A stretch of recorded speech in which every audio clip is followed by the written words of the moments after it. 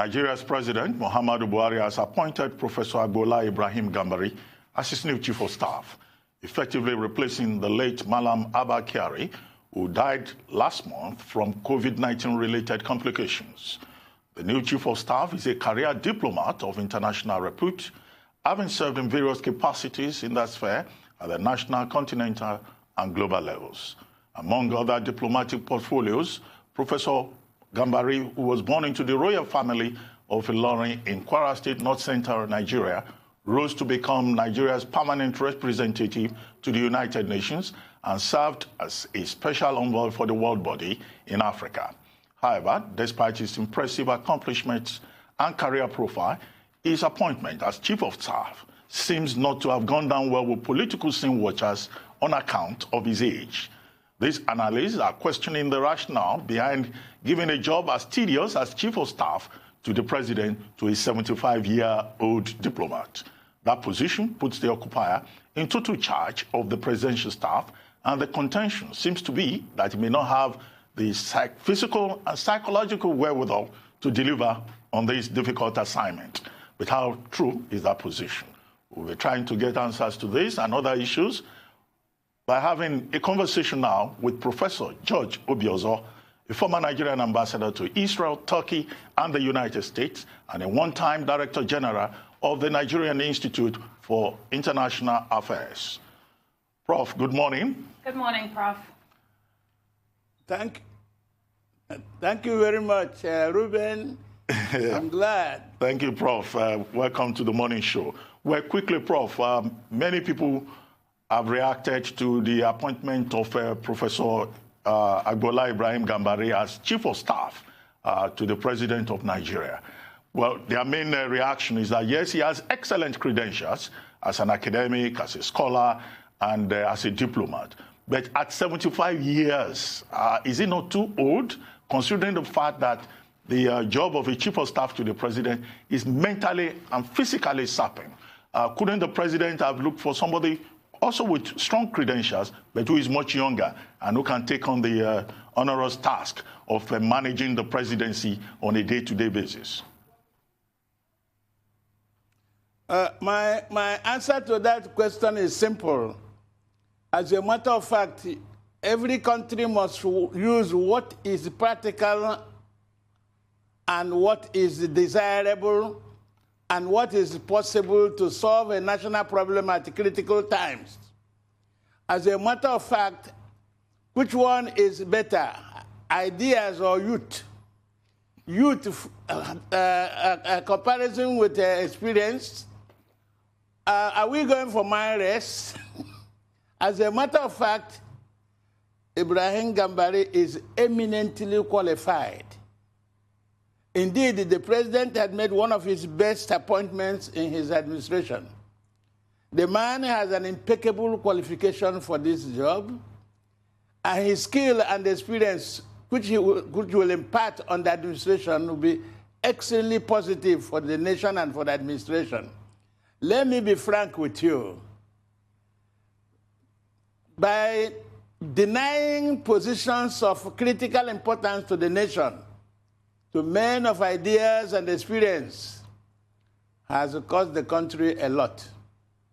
Indeed, this country will continue in a motion without movement, without asking for skill and experienced people to lead it in critical situations like we have today. Today, whether you accept it or not, Nigeria as a country is not only becoming more complex, but actually more dangerous. It needs a skill of a diplomat, a scholar, a man with a sense of history and amazing knowledge of Nigeria and its problems and desirable solutions. Gambari is exceptionally qualified. Indeed, I have known Gambari for 50 years when we were both students at Columbia University. He's a man of impeccable integrity, and he can get this job done very, very well to the satisfaction of those who appointed him, especially the President and Commander-in-Chief, to whom I must congratulate and thank him for actually using a talent that is at home here. Indeed, one of the problems you as an academician too, you know, if they don't use the talented people in Nigeria, they go and get used abroad. If you read the history of one of the most successful countries in the world, South Korea, it was Nigerian talent. Dr. Khalid Dikakal, who was a World Bank advisor, IMF advisor to South Korea in those critical days. Look at our own Dr. Adeshina. Go to everywhere in the world, you will find Nigerian talent. Go to America and you see a bubbling talent of Nigerians. So let me be frank with you. Mr. President had made a wonderful appointment. And in all sincerity, I know that Ibrahim Gambari will do a great job for the country. Professor. I know that. Professor Obiozor, thank you for your initial analysis and your thoughts with regards to this appointment. Now, I'd like to bring up another point that has been raised by a lot of critics to this appointment, which, of course, is the role that he played as UN ambassador or Nigeria's ambassador to the United Nations between 1990 and 1999, especially under the Abacha regime. Now, I'm looking at a quote from Colin Keating, the former UN ambassador from New Zealand, who said, if you didn't know Abacha, you would think that Gambari represented an enlightened African country. He consistently defended Nigeria and the Abacha regime, saying that it hadn't oppressed anyone. And this is something that a lot of critics are bringing up now. How do you react and how relevant do you find this? In fact, I want to be modest as well as frankly speaking. It will be a diplomatic ignorance to think that an ambassador is sent abroad to condemn his own government. Indeed, ambassador has a right and it's his duty to defend his government and come back and advise the same government to do the right thing. Indeed, I was around at that time too. I was the Director General of the Nigerian Institute of International Affairs during that regime. In fact, the major negotiations that brought peace to Nigeria were those things that were done with the help of Ibrahim Gambari at the United Nations. As a matter of fact, during the Lancaster meeting between Nigerian government and the Commonwealth, Gambari and I were like prefects, monitoring members of the delegation, which included eminent Nigerians like the late Richard Akinjide, Professor Tam David West, Sami Koku, and many, many others. Of course, the Minister of Foreign Affairs, Tom Ikimi, was the head of the delegation. It was not strange in any way that ambassador should defend his country. I wish those who make that accusation will see the honor and the prestige of defending your country. I think they need to read history, particularly history of successful nations in the world. It is not indeed a support for evil or for wrongdoings. The truth is that you don't wash your dirty linen in public. You have to explain and explain. That what makes the job of ambassador very difficult but exciting. But Gambari, as ambassador of Nigeria to the United Nations, was exceptionally successful. I am a witness to it. Well, Prof, just to take two more reactions in terms of what people have said about the new chief of staff. There is an article written by Omoyele Sowore in 2005, which I think he has now republished to remind the public of his own assessment of Professor Gambari. He says in one breath that Professor Gambari was anti-June 12 and that he supported dictatorship. You have tried to address that. But he quoted Professor Gambari as having said in 2005, and I would like to quote, "Nigerians don't need democracy because democracy is not food. It is not their priority now." And now you have Professor Gambari being appointed Chief of Staff in a democratic dispensation. Another reaction is attributed to Ambassador Dr. Fafora, whom I'm sure you will know very well, both in his book and in his memoirs titled Lest I Forget, and also in a statement credited to him. He argues that he thinks that as Chief of Staff, Professor Gambari, and I'm quoting him now, will substitute the national interest for his own personal interest. And then he goes for that to say that he thinks it is important that the character of our top government officials should be revealed and not covered up. And then there's some an anecdote about their relationship. And he accuses Professor Gambari of having betrayed him at a certain point in the course of his career. What do you say to all of this? Believe me, I am familiar with the story about Ambassador Fawora, an eminent scholar and diplomat himself. Believe me, he's one of also our best and brightest, just like Ibrahim Gambari himself. The whole issue is this. In politics, especially in an international relation, time is extremely important.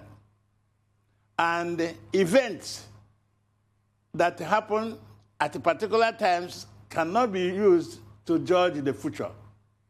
In fact, in politics in general, a day is eternity. And therefore, there is no perfect person. Believe me, to say that you are perfect is to compete with God. However, we cannot bring personal issues or personal encounters. We all saw some major disappointments among ourselves, the diplomats. In fact, if I tell my own story, it will be different, and it will be also as painful as anybody. But the truth is that these things do happen sometimes due to circumstances you did not create, nor can you control. However, whatever anybody can say, the truth is, ask yourself, what are you looking for? A saint or a man who can perform this job? I feel strongly, whether there are individual differences with some people, eminent people for that matter, but you have to look at the issue at stake. Believe me, Ibrahim Gambari's appointment is extremely timely. And I know he will bring with this position ideas that other professors in Nigeria have been advocating peace and security of the country. He will bring there harmony of reconciliation and healing of the nation. In fact, the truth of the matter is, he is coming at the right time, and we should all give him support. And I really know that there is a goodwill for him, and he has more virtues than vices. And these virtues must be acknowledged and encouraged. Professor, I'm glad that that's a point that you just brought up, because there are reports that also say that Gambari is someone who was the United Nations favorite, as it says in this report by Foreign Policy, dictator whisperer, it describes him as. And they say that UN staff felt that he was a formidable mediator because of his old school capabilities, also coupled with his Muslim faith and, of course, his eminent standing in Africa. So I was going to come in here and ask you what you think he can bring to the table with all of these descriptions that we have about him, and whether these are descriptions that you would agree with. To be candid, it's just part of what I've just said. We need healing. We need more ideas that unite us, not ideas that divide us. As a matter of fact, sometimes the personality of a leader matters more importantly than even what he says. I sincerely believe that he brings to the table and brings to his office enough dignity, impeccable character that will enable him to reconcile the country and help Mr. President to do a lot for this nation. Well, Prof, you know, under the former Chief of Staff, Abba Kyari, that office became very controversial. And people were referring to Malam Abba Kyari as a shadow president, more or less. They thought he was too powerful and that he was getting involved in too many things. Now, Nigerians will have a different set of expectations this time around. What kind of advice will you give Professor Gambari as he goes into this position, considering how controversial that office has become? As a matter of fact, I don't want to give advice. I want to make a statement. I would say to Professor Ibrahim Gambari, Ambassador Extraordinary and Potentiary, a professor of international relations, a public speaker that is one of the most demand worldwide in major institutions, an international personality. Believe me, do your best and do it with fear of God, which I know you always had. And do it for the good of mankind and to the benefit of mankind and to the glory of God. He will do so. He will really know how to navigate the delicate balance that this country requires. By the way, his doctoral dissertation was on linkage politics, which had to deal with the impact of domestic problems on countries' foreign policy. And he is indeed one of the many Nigerians, but actually few experts, who actually are concerned about Nigeria political questions and their possible solutions. Maybe his appointment came at a time that God may want to use him to solve a lot of this country's problems. Whether you like it or not, God works through some people and through some individuals. The problem Nigeria has today is like what I saw in 1986, when I gave a lecture with the title, "We Need Heroes, because Mortals Have Failed." And it was a lecture given at the invitation of late Abodarin, the publisher of Punch then, and my friend, Dr. Haruna Adamu, who was the managing director. The situation in Nigeria is definitely similar today in many ways. We need people with knowledge, skill, knowledge with wisdom, genuine patriots and nationalists, not impostors and impersonators. A lot must be done and should be done. It is now time for Nigeria to use ideas and keep moving forward, if it is what they choose. Otherwise, choose your fate. Certainly, Professor Obiozor, and I'd like to ask you on that note, given Gambari's profile and his past missions, do you think that this is someone who is capable of helping Nigeria to eradicate Boko Haram and insecurity? And what do you think his most important mandate should be? I want to tell you something. His major career at the international level was making peace in many parts of the world, in similar situations like Boko Haram. In fact, or some things worse. Civil wars, insurgencies. As you can tell, if you look at his biography, he was everywhere there was a problem. The Secretary General definitely sent him everywhere, and he did his best.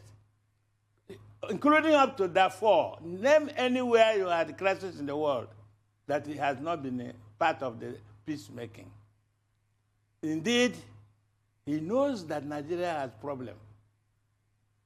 I know probably the president himself knows that Gambari can help him in solving these problems. I feel sincerely that there's no need comparing people. Individuals are unique. Many have their own ambitions. Don't forget, at the point the Gambari is, he's not looking for fame. He's not looking for recognition. That has been done and taken care of for a long time. If he has been appointed and he accepted, I sincerely believe because of true inspiration to serve this country, reduce the conflict going on, and find a medium that advise the president wisely and inevitably change the course, if possible, of Nigerian history. I know he will be capable of doing this. Conflict in Nigeria, I know he has studied it like many of us. The Boko Haram thing has been there because it has become lucrative. So don't ask me too many questions about this area, or even the attempt to think that you can unite Nigeria through intimidation. That is impossible. You can try. Many empires and the governments have tried that thing. It's not a route to succeed in uniting a country. Gambari knows that it's through peaceful coexistence and negotiation that plural societies coexist. To talk about all these things, Gambari is aware of them. He's among the four most prominent people in Nigeria and others who know what a federation is and who know what federalism is. Perhaps in that category of academicians in Nigeria, you will add Professor Sawe Lago, you will add Professor Jido Shintoku, and perhaps my humble self, in addition to Bolaji Akinyemi, and a few others who are indeed knowledgeable of what makes federalism work. When a federal system degenerates, when you see it degenerating, it has a solution. If some people have refused the solution to federal situation and turn it into something else, then that's why there is crisis. So Gambari will bring some form of solution to the multinational state of Nigeria. In fact, those who recommended him and those who appointed him must have seen this character and quality in him, which is what I sincerely believe. Knowing him as long as I have done, participating with him in the debate for national survival of this country for so many years, I would even tell you something. He has a resilience and the capacity to endure, including a lot of things that many Nigerians will not go for. I am sure he is here somehow by divine intervention. Well, Prof, we would like to talk about other issues. The main issue of the moment, COVID-19. What's your assessment of Nigeria's management of the crisis so far? Do you think that Nigeria acted too quickly in easing the lockdown? And what else do you think that the Nigerian government should do in the best interest of Nigerians and also the economy? But we'll take a short break now. When we return, you can then respond to these issues, and we'll have your take on COVID-19 and Nigeria. We'll be right back. It's still the morning show. Prof, please stay with us.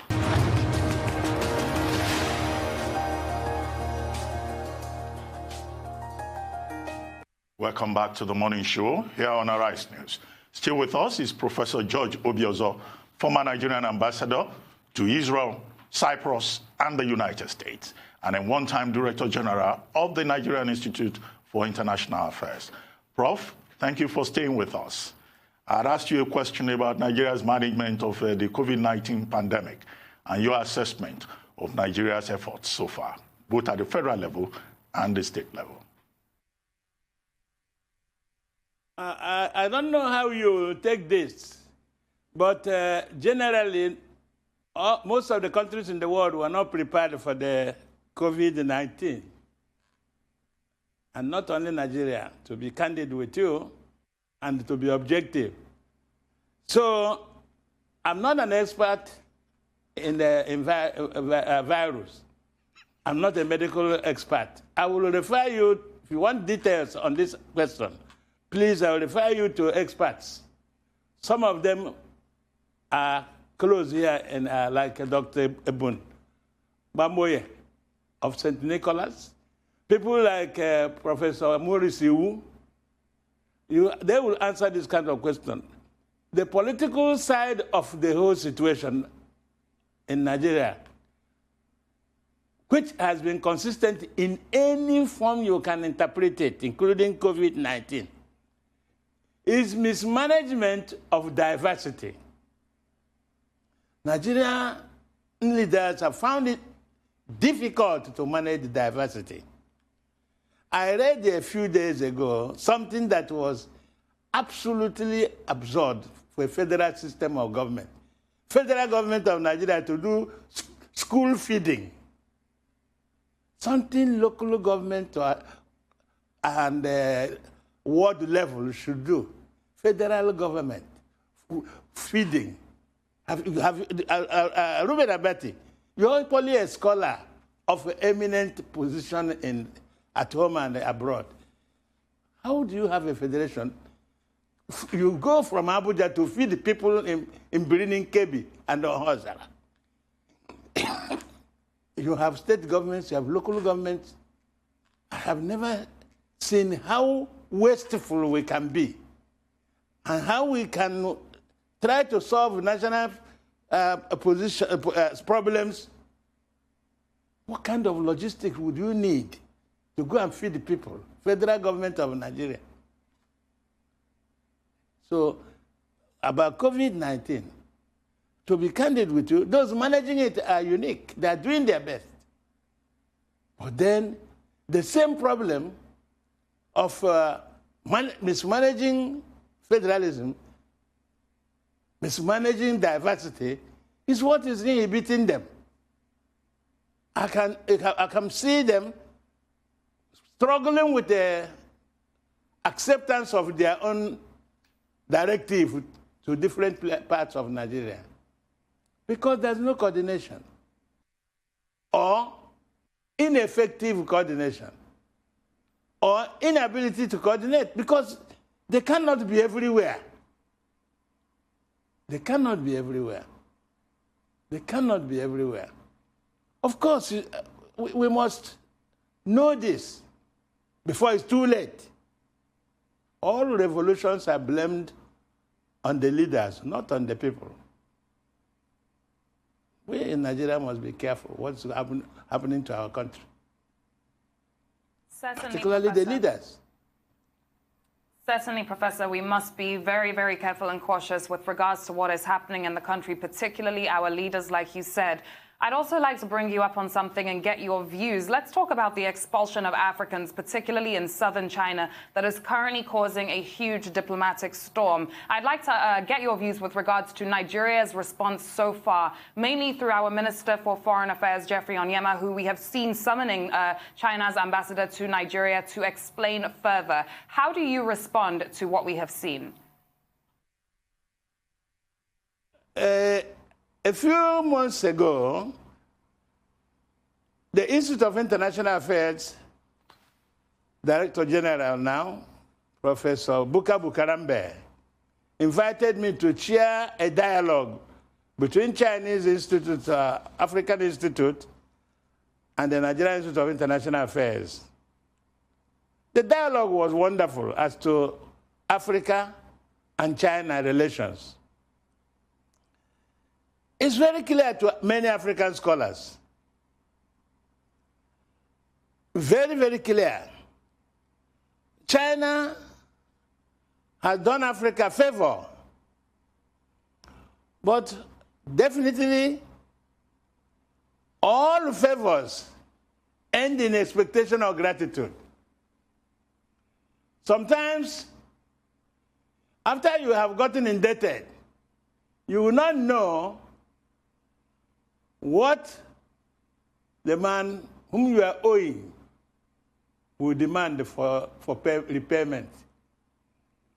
As a matter of fact, the way China is demanding repayment in Africa is not what African leaders expected. As time went on, African countries recognized some form of entrapment. In fact, they have overborrowed and some of them have become nothing but so indebted that they cannot get out of that debt burden easily. What does China do? It didn't come to Africa as a Red Cross movement. It came for its national interest. It came for national interest that can be defined in many ways as normal for other countries, which is military, strategic, economic, and social, cultural. And they are achieving them, and achieve them faster than the Europeans did. And now it's time for payment, and Africans are being surprised by the expectations of the benefactor. Now on African countries' response to what's happening to their citizens in China. This is part of the problem of lack of study of history. Lack of study of history. China, Japan have been monocultural societies. They hardly absorb other people's culture. But Africans have gone there in quote, good days, when China was wooing in Africa. As a matter of fact, having entered, they really don't need you anymore. They don't need Africa so much anymore. So what was being built as a basis of friendship, such as bringing students to China, business in China, the business is now in Africa. If you look out through your window there, within 2 minutes you will see Chinese. But for this lockdown, by very close to you there is a China shop where your station is. And they're bringing their manufactured goods. Just as the French did, just as the British did. But then, the African countries have a right to rethink and redesign a diplomatic relation with China or any other country. But that will take, again, the leadership. Where is the leadership to do it? Where is the leadership to do it? But it must be done. Maybe a generation that can confront it may be on its way. It may even include those who have been repatriated from China. For the sad memories of where you went to school, or happy memories of where you went to school, guide you throughout your life. In international relations, when you are abroad, you build interpersonal variables, and it plays a role in nations' foreign policy. So I want to tell you, China is not treating Africa very well. And during that conference at NIIA, We told them so. By then, this crisis had not erupted. Prof, still on China. I would advise our government and to continue what they're doing, continue dialogue with China and tell them the real truth. We must stop playing around the issue of racism in China. We must tell them the truth. We don't like racism. Pure and simple. Well, Prof, on this point about telling China the truth, I would like to ask you another question about China. Yes. I mean, China has been heavily stigmatized in the face of COVID-19. And there are persons who say China is the problem. President Trump, German newspaper Bild, and also here in Nigeria, some Nigerians have taken China to court, saying that China must pay compensation to Nigeria and other countries. Obiozor also wrote an article, and she's even written a second one, saying that China must pay reparation because it is the source of the coronavirus. Do you think that the stigmatization of China could have implications for international relations post-COVID-19? Oh, no doubt about that. The issue about corona now has become an issue of international politics and the international economic relations. To be candid, ask yourself irreducible minimum question about national interest. Who is gaining from this coronavirus? Which country? Which nation stands to gain best? Look at the statistics economically. Everybody's economy is declining. China's own is growing. That alone is enough to trigger envy and anger and blame game. So that is the truth of the matter. However, as I said earlier, details of who is responsible for COVID-19, you should go to experts, the virologists, and those who have time done research on this matter. We have many of them in Nigeria. Call them. For me, I will tell you, coronavirus has become politicized, both at the national level and at the international level. And you know politicians, they're very smart. Politicians will hang on anything to get power, any opportunity. In fact, politicians are wonderful people. One of our teachers at Columbia University said, politicians can commit any offense, commit any crime, and the devil will give you a witness if you don't have any. As for the coronavirus, it has become an instrument of politicization, of struggle for power and dominance. That is why it has turned into a controversy, and no longer science alone. Well, on that note, thank you very much, Professor Obiozor, for joining us this morning on The Morning Show. Thanks, Professor. Thank you.